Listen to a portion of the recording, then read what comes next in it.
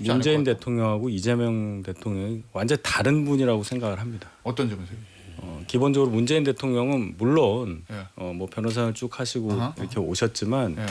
경력이 비슷하잖아요. 예. 근데 전혀 생각하는 게 다른. 어떻게 보면 그 이재명 대통령은 본인이 중도 우파 얘기했잖아요. 예. 그 말이 맞을 수도 있어요.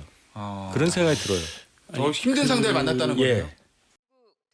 이재명 대통령의 취임 30일 국정과 어제 진행한 첫 기자회견에 대해 보수 진영에서도 긍정적인 반응이 나왔습니다. 장성철 공론센터 소장은 자신이 친 이재명 패널이라는 비난을 받아도 어쩔 수 없다는 말도 했습니다. 짧게 말씀드릴게요. 잘하셨다. 진짜 비판할 게 없다. 친명 패널이라고 손가락질 당해도 어쩔 수가 없다. 잘한 건 잘한 거다. 비판할 게 없다. 특별감찰관이며 대통령으로서의 통합행보, 한미일 협력 기본위의 중러관계 개선 등은 정상적인 정부라면 당연히 해야 할 일들이라는 겁니다. 이 대통령이 강조한 가치들은 사실 보수가 오히려 추구해야 할 것들이라면서 부동산 문제 등을 두고 현실적인 어려움을 토로한 대목도 인상적이었다고 평가했습니다. 또 계속 칭찬만 하게 되는데 칭찬 많이 하시네요. 상당히 좀 신중하게 접근하시는 모습, 그런 점들이 참 국민들에게 오히려 신뢰감을 주지 않을까, 그런 생각이 듭니다. 같은 생각입니다. 사실 국민의힘에서도 이재명 정부 30일을 두고 생각보다 괜찮다는 반응들이 잇따랐습니다. 제가 예상했던 것보다 잘하고 계시다. 일단 그렇게 말씀을 드리고, 그럼 뭘 잘하냐? 완급 조절을 굉장히 잘하고 계시다. 네. 빨리 할 건 빨리 하시는데 빨리 안 해도 될 것 같은 건 정말 빨리 안 하시더라고요. 인사도 생각보다 많은 걸 고려해서 민주당 강경파하고는 확실히 선을 긋는 모습을 인사를 통해서도 보여주신 느낌. 네. 점수를 매기신다면 몇 점 주시겠습니까? 저는 굉장히 잘 주려고 합니다. 한 80점 드리겠습니다. 처음부터 그걸 폄하하는 것은 옳지 않다라는 생각이 들고, 예. 그리고 어제 이제 그 기자회견을 보면서는 뭐 전체적으로 굉장히 절제하려는 모습들을 보이는구나. 민생, 외교, 또한 검찰 개혁 주요 현안에 대해서 예. 직접 설명했다는 점에서는 굉장히 긍정적으로 평가를 합니다. 예. 예. 그리고 이제 공직자 인선에 대해서 내 편만 쓰지 않겠다, 어허. 이런 부분. 예. 그다음에 문재인 정부에서는 캠코더 인사라는 그 별명이 있었잖아요. 예. 자, 그런 점. 또 그런 거 그거 안 하는 점. 안 하는 예. 점. 예. 그다음에 특별감찰관의 부활을 약속한 예. 것도 환영할 만한 일이다, 이렇게 예. 봅니다. 김성태 전 국민의힘 의원도 이 대통령이 계엄 이후 무너졌던 국정을 정상화하는 한편 국정 현안을 빠르게 파악하고 안정감 있는 모습을 보여줬다고 평가했습니다. 또 어제 회견을 두고도 국민적인 소통과 언론과의 친밀감이 잘 느껴졌다며 야당이라고 해서 무조건 비판할 수 없다고 덧붙였습니다. 다만 주류 인사들을 중심으로는 성급한 자화자찬이다, 김민석 총리인준 강행 등 일방통행의 조짐이 있다, 집권 여당의 강경기조 때문에 대통령의 협치 진정성이 느껴지지 않는다는 취지의 비판이 무세합니다. 이재명 대통령은 60%를 오가는 국정 지지율에 대해 높은 숫자가 아니라고 평가했습니다. 여전히 자신을 지지하지 않는 30% 이상의 국민들이 있다면서 앞으로 이들을 설득하겠다고 강조했습니다. 뭐 심지어 20몇 %, 절대 아주 못한다 이렇게 평가한다는데 그분들까지 제가 설득해야 되는 거 아니겠습니까?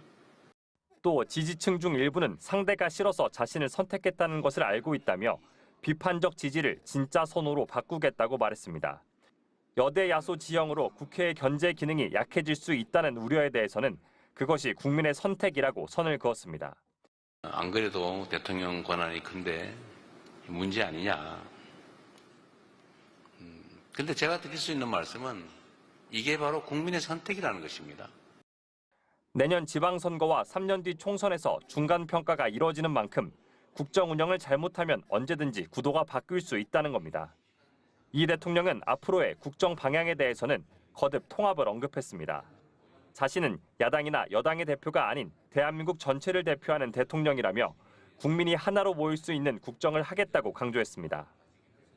송미령 농식품부 장관 유임 등 인사 논란에 대해선 색깔이 맞는 사람만 쓰는 것은 위험하다, 한쪽만 쓰면 끝없는 전쟁이 벌어진다고 인사 기조를 설명했고, 누구가 친하다더라, 누구와 뭐 어떤 관계가 있다더라 이런 걸로 판단해서 배제하기 시작하면 남는 게 없습니다. 야당도 국민의 선택을 받은 대표인 만큼 충분히 존중받아야 한다며 국민의힘 등 야권과의 잦은 소통을 약속했습니다. MBC 뉴스 정상빈입니다. 내란 종식과 민생 회복을 기치로 당선돼 인수위도 없이 곧바로 취임한 이재명 대통령. 박정희 정책도 김대중 정책도 필요하고 유용하면 구별 없이 쓸 것입니다. 실용적 시장주의 정부를 표방한 이 대통령의 1호 지시는 비상경제점검 TF 구성이었습니다. 30조 5천억 원 규모의 추경안을 편성했고 전 국민에게 민생회복 지원금을 약속했습니다. 위기 앞에 실용으로 답하는 정부라야 합니다. 이념과 구호가 아니라 경제와 민생을 살리는 실천이 바로 새 정부가 나아갈 방향입니다. 내각 구성과 국정 운영도 실용과 통합, 파격의 연속이었습니다. 전 정권에서 임명된 송미령 농식품부 장관과 오유경 식약처장을 지지층의 반발에도 유임시켰고 다소 어색할 수 있는 전 정권 임명 장관들과도 격이 없이 토론하며 국무회의를 주재했습니다. 여러분들 매우 어색할 수도 있고 그러긴 하지만 우리가 국민에게 위임받은 일을 하는 거니까. 군공항 이전을 놓고 인접 지자체끼리 해묵은 갈등이 반복되자 직접 현장을 찾아 해법을 모색한 건 이 대통령의 스타일이 집약적으로 드러난 장면으로 꼽힙니다.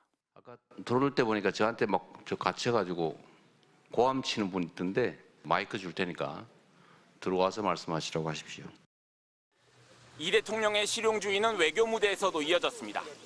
취임 12일 만에 1박 4일 일정으로 참석한 G7 정상회의에서는 외교 경험이 없다는 우려가 무색할 정도로 각국 정상들과 친밀한 모습을 보였고 특히 첫 한일 정상회담에선 친중, 반일 이미지를 불식시키며 국익 중심 실용 외교를 실천으로 옮겼습니다.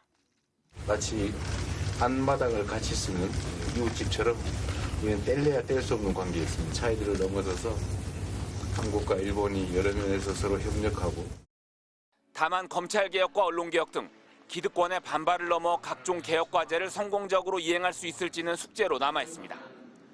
중동 사태와 통상 압박 등도 이 대통령이 풀어야 할 외부 변수로 꼽힙니다. MBC 뉴스 이기주입니다.